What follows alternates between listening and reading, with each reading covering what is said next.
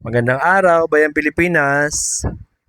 Sa malapit na matapos ang mixing area at display area ng MFR Essentials. Home care product po ang nilagay namin dito.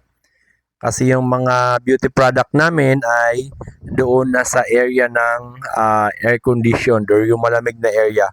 Kasi meron po kasing mga component yun na kailangan malamig yung temperature tulad ng mga niacinamide at mga intensive.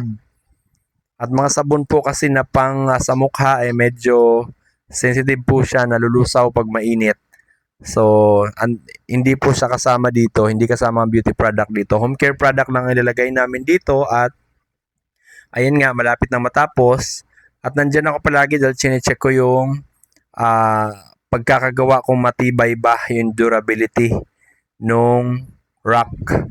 At saka syempre yung materials din na ginagamit kasi galing po yan sa hardware namin. Check ko baka hindi naman natin masabi, baka overuse ng materials, mag-overdesign. Sayang din yung mga material. So tama lang na nababantayan ko para sumakto lang din doon sa pangailangan o yung mga ilalagay namin. Medyo may kabigatan din yon, so dapat na monitor ko rin or nakikita ko rin, nababantayan ko rin kung tama lang ba yung durability ng mga rack na ginagawa nila. So ganyan po ako pag nagpapagawa sa construction, talagang hindi ko iniiwan or paulit-ulit kong pinupuntahan. Kasi mahirap magkamali at magpaulit-ulit tayo, at kung sakali man na mapabayaan na nagkamali or hindi kakayanin yung mga product na ilalagay namin, masisira lang, masasayang lang yung trabaho at mapipirwisyo din kami.